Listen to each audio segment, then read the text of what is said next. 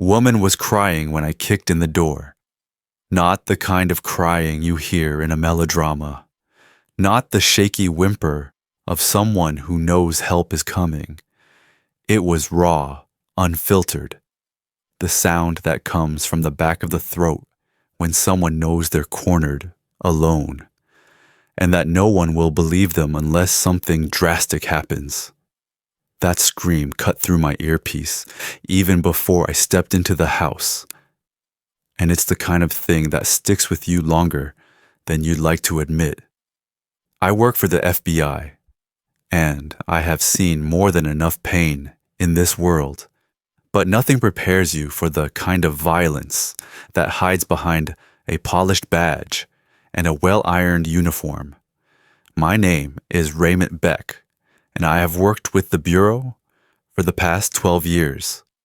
I was stationed in Raleigh, North Carolina, on a rotation through a domestic crimes task force.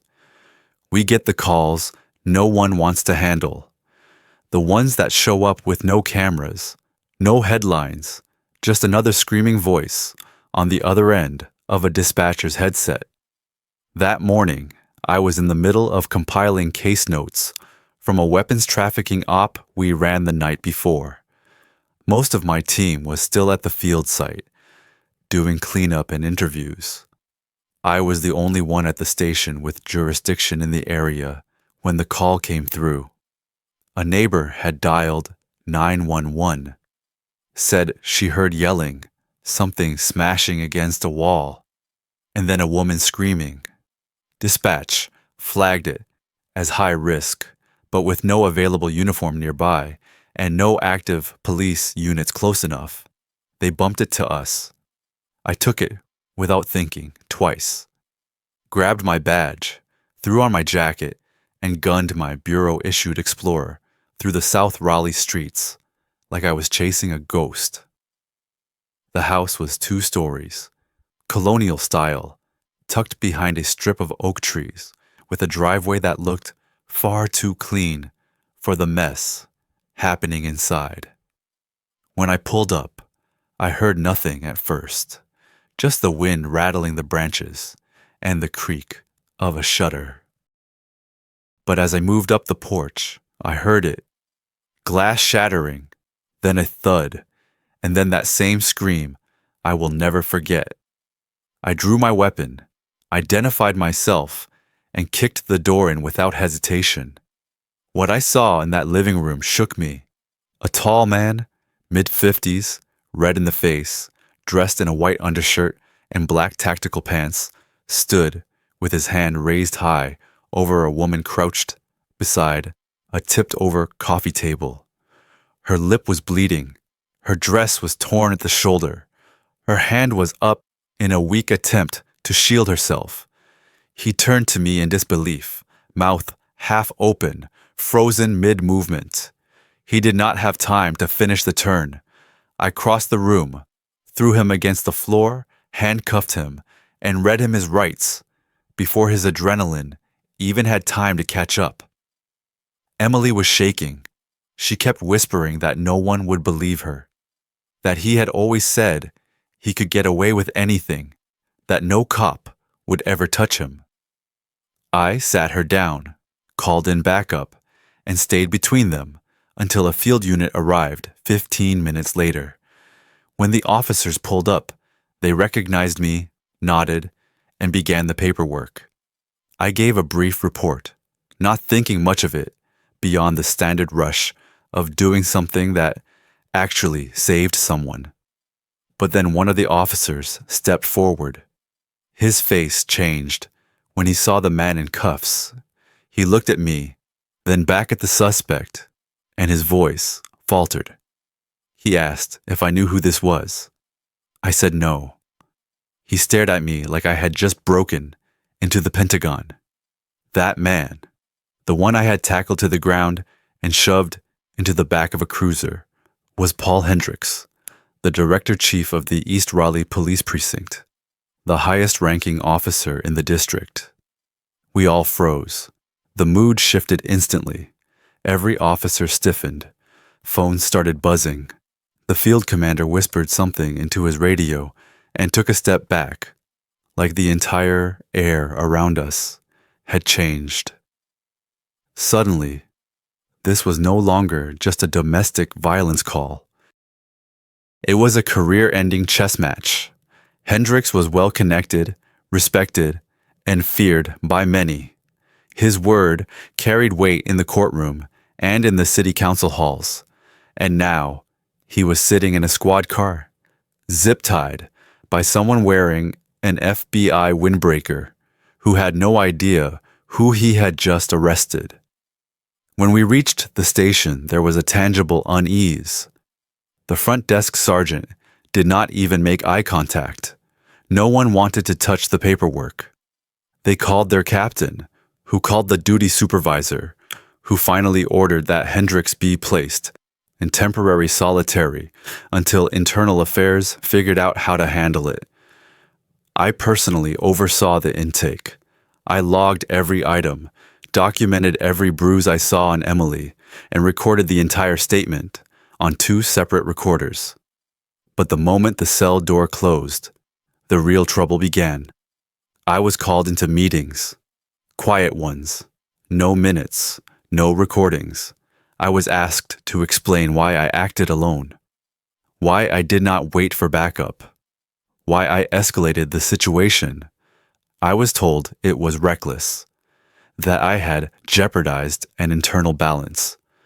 One person even had the nerve to ask me if I understood what kind of man Paul Hendricks was, as if that made a difference when I saw him towering over his wife with a clenched fist. Within days, the media caught wind of the arrest. Though no names were released, whispers flooded the department. Some agents supported me, others distanced themselves.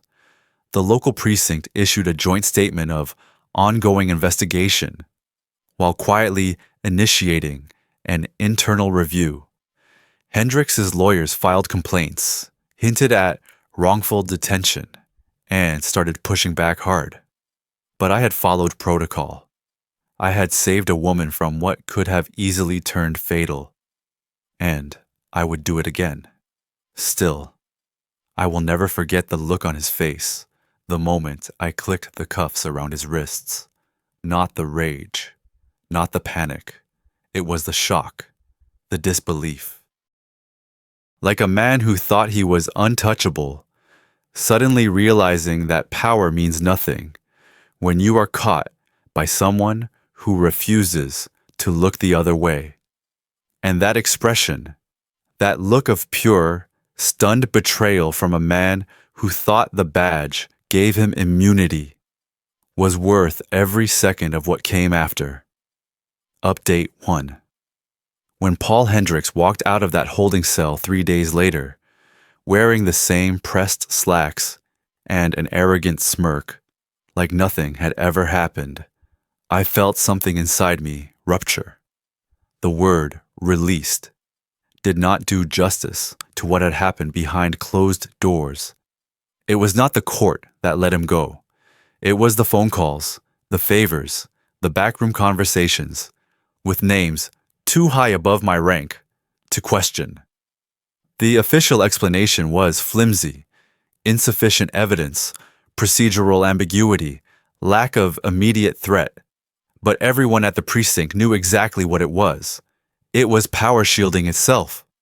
The system cannibalizing its own to protect one of its own. I watched him leave with a perfectly tailored overcoat draped over his arm, waving off the cameras that had been barred from entering but hovered like vultures outside the precinct. Emily had already vanished, relocated for her safety, or so they said. I knew better. They had swept her away like an inconvenient piece of evidence that had spoken too loudly. I was not even allowed to speak to her after the night of the arrest. I asked, pushed, filed formal requests, but they all came back denied.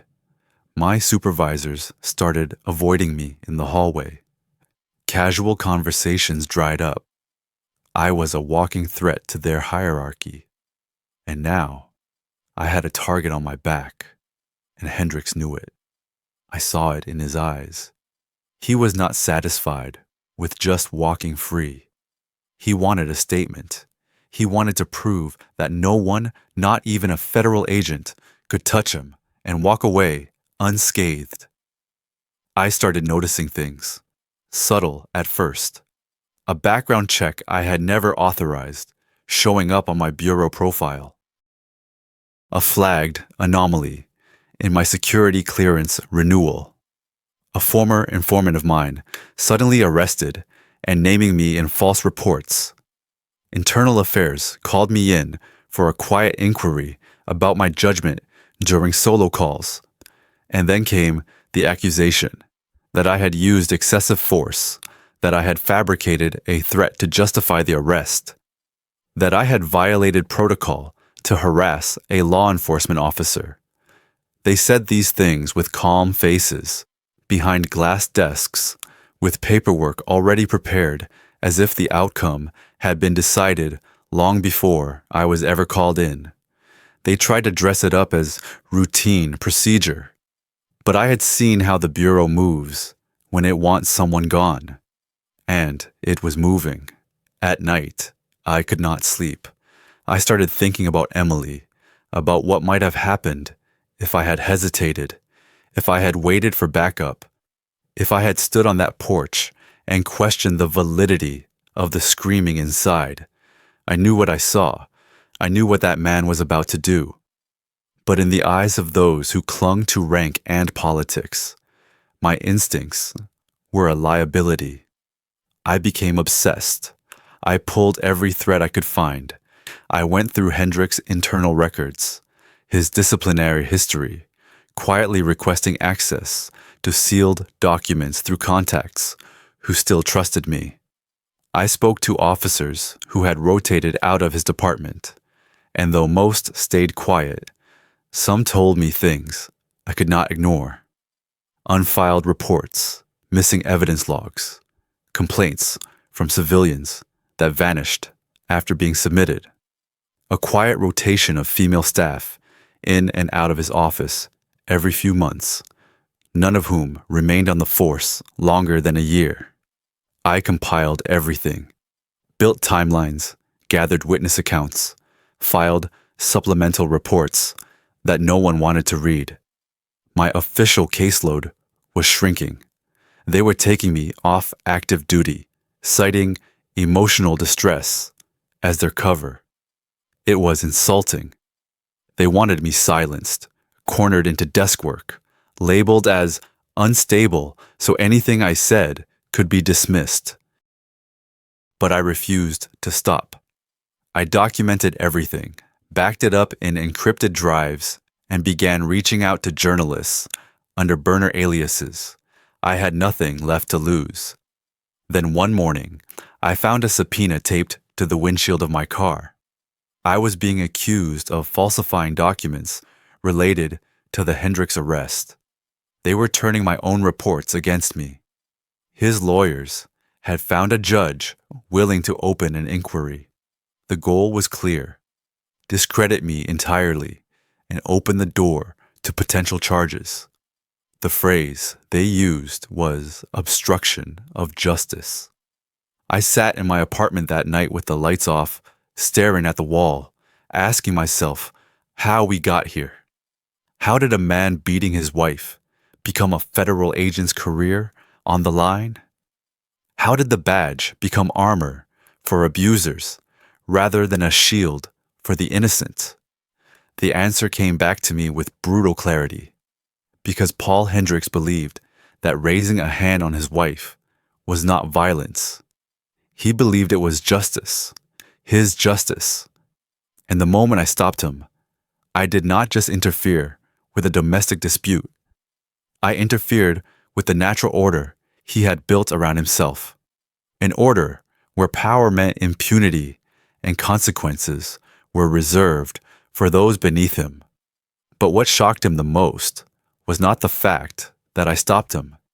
It was the fact that someone like me dared to treat to what he did to his wife as a crime, because for the first time, someone told him that justice was not his to define, and that, more than the cuffs, more than the cell, more than the whispers around the station, that was what shook him to his core. Update 2. When someone like Paul Hendricks threatens your career, your freedom, and your life's work just to save his own crumbling image, you reach a moment where fear no longer has space to live. That moment came for me the day I was served the subpoena. I remember sitting in the cold, fluorescent hallway outside the internal hearing room, the envelope still clutched in my hand, and realizing I was done playing defense. He had turned the full weight of his influence against me, confident that I would eventually fold like everyone else who dared question his authority. But unlike the others, I had nothing left to protect except the truth. And if I was going to fall, I would drag every last skeleton out of his closets before I did. The Bureau was no longer an ally, not officially. My team had gone silent.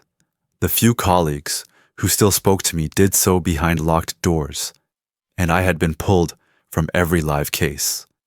But outside the Bureau, there were people who fought with the same fire I was starting to feel burn in my chest. I began reaching out. I contacted nonprofit legal advocates who specialized in law enforcement corruption. I quietly fed information to a coalition that documented abuse within police departments. They were not flashy or loud, but they were relentless. They had built their careers on bringing down men like Hendricks, the ones who wore medals over rot, the ones who thought a badge meant a free pass to destroy others without consequence. We met in diners, in empty parking lots, in basements beneath libraries. I handed over what I had: my reports, the gaps in his personnel files, sworn testimony from 2 former officers who admitted they had been ordered to destroy evidence years ago. One of them, a former detective, had spent months on medical leave due to what he called an unspeakable incident with Hendricks. Another had audio recordings of conversations that hinted at bribery and extortion. It was enough to raise eyebrows, but not enough to trigger a takedown. So we kept digging. The more I uncovered, the more reckless Hendricks became. I think part of him believed he had already won, that the system would shield him again. He resumed public appearances, gave speeches about justice, reform, like he had not bloodied his wife's face weeks prior. But behind his smile, I saw the twitch, the look of a man who knew something was coming, but did not know when or where. Then came the break. A young officer from a rural precinct in Chatham County, who had transferred in 2 years earlier, reached out through an encrypted tip line we had created. She said she had copies of internal memos, ones that documented requests from Hendricks to suppress charges in domestic abuse cases tied to his own political donors. She had filed them away quietly, fearing retaliation. But when she saw the media briefly mention a rogue agent trying to bring down a precinct director, she knew who to contact. That was the final thread. The whole thing unraveled in less than a week. We had timelines, matching phone logs, altered reports, even a bank transfer to an offshore account tied to a man Hendricks had publicly claimed never to have met. I packaged it all together with legal assistance from the advocacy group and turned it over to the state's Internal Affairs Division. But I did not stop there.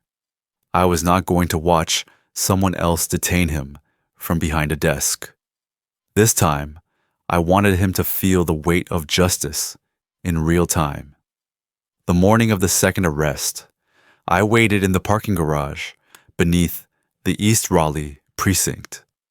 Hendricks was scheduled to host a departmental briefing before a statewide press conference. He stepped out of his SUV like he owned the pavement. 2 aides flanked him. His walk was slower now, more cautious, but his shoulders were still pulled back, like a man wearing a crown that no longer existed. I approached, without hesitation. I wore no uniform, just a plain jacket and a pair of iron cuffs in my pocket. The aides moved first, unsure of who I was, but Hendricks knew the moment he saw my face.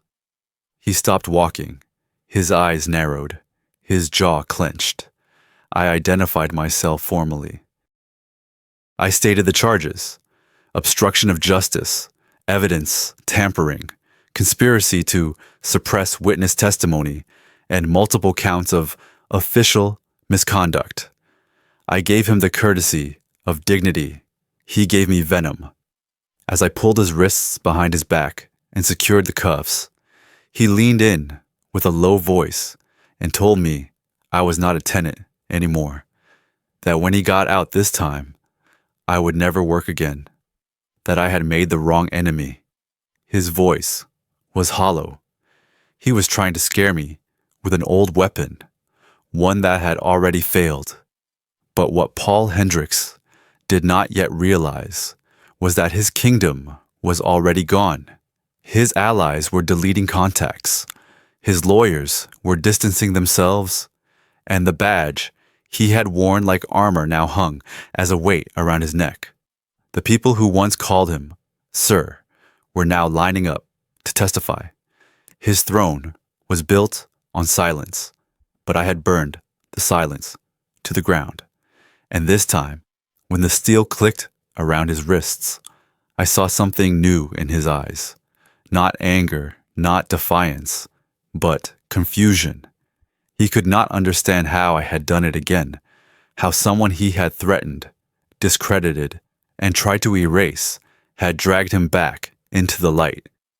He was shocked, not because he was being arrested. He was shocked that it was happening again, and that it was me doing it. He was stunned to learn that justice had a longer memory than he expected. Update 3. The courtroom was silent in that strange, anticipatory way that only exists right before a verdict is read. It was not the silence of boredom or routine. It was the tension that tightens the air when every person in the room knows that the system, so often slanted and imperfect, is about to do something irreversible. Paul Hendricks sat 2 rows ahead of me, in a tailored gray suit that no longer hung like a crown, but like a shroud.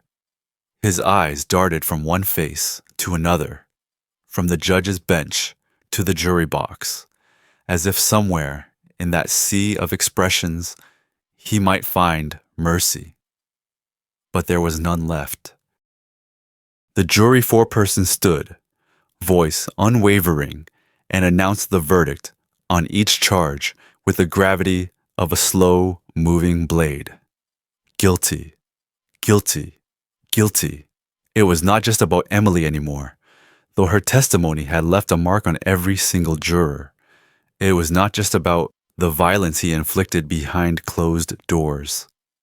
This was about the empire of intimidation he had built, the decades of silence he had purchased with promotions, threats, and favors.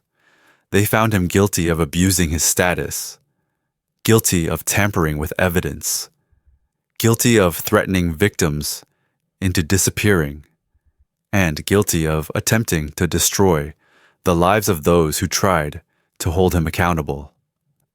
The judge, a federal appointee with a reputation for zero tolerance on official misconduct, gave no speech, no dramatic pause. He simply ordered Hendricks to serve 20 years in federal prison without the possibility of early release. I watched Hendricks slump back in his chair, his hands trembling as they reached for the table, grasping at something to hold on to, some anchor in a world that had suddenly snapped in half. He turned his head toward me, slowly, and our eyes met. Gone was the arrogance. Gone was the polished calm. All that remained was a man who had just realized that the rules he thought he owned had turned against him. I did not blink. They stood him up. The marshal read him his rights again, this time for the record, and clicked the cuffs around his wrists. He did not resist. He just stood there, like a man woken from a dream into a life he never thought he'd have to live. But it did not end there. 3 days after the sentencing, I received a phone call from a restricted number. I had ignored so many over the past few months that I nearly let it go to voicemail. But something about it made me answer. A man's voice, low, calculated, familiar, came through the receiver.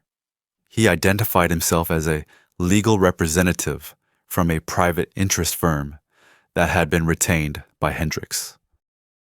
He said there had been a misunderstanding, that perhaps there was a financial solution to everything, that Hendricks had access to funds, substantial funds, that could be wired discreetly in exchange for a statement from me recanting part of my testimony and issuing a letter of concern about due process. They did not ask for a full reversal, just enough to raise doubt, enough to stir a review. The offer was obscene, more money than I had ever seen in my life, enough to retire, to vanish, to rebuild on my terms. I recorded every word. That conversation became the final nail in Hendricks's coffin, a bribery attempt, coordinated from inside a federal holding facility, using a proxy to reach the key witness in a trial already concluded. It triggered an immediate investigation. The audio was authenticated, the trail traced, the intermediary arrested within a week. When Hendricks was brought back for a second hearing, his expression was unrecognizable. He looked thinner, older, like the mask had finally cracked, and all that was left was the bare, hollow man beneath it. He never expected to be caged, never expected the world to stop bending for him. He thought that money could buy silence again, like it always had. But this time, his desperation was fuel for the fire. The judge added 5 more years to his sentence. 25 years, no parole, with a permanent record that marked him not only as corrupt, but as someone who had tried to undermine justice, even after it had been served. The courtroom was half empty that day. No media frenzy, no cameras. But for me, it was the real victory. Quiet. Final. In the months that followed, I went back to my work. Slowly. Cautiously. The Bureau did not issue an apology, but they reinstated my clearance. My record was wiped clean. I was assigned to a new division, one that gave me space and distance from the politics of the past. But more importantly, I got letters, anonymous ones, signed ones, from people who had crossed paths with Hendricks over the years, survivors, whistleblowers, officers who had stayed silent out of fear. They thanked me, not for the arrest, not for the headlines, but for reminding them that no man, no matter how gilded, was above consequence. Sometimes I think back to that first night when I kicked in the door and saw Emily huddled on the ground, convinced she would never be believed. I remember how her voice trembled when she said no one had ever tried to stop him before. That was the moment it all began. And that was the moment I returned to when people ask me why I risked everything. Because for once, someone did stop him. And because when Paul Hendricks offered me money to forget justice, it was the clearest sign that I had finally done it. He was shocked that his wealth had no value, that power had an expiration date, and that in the end, a pair of handcuffs and a testimony held more weight than his empire ever did.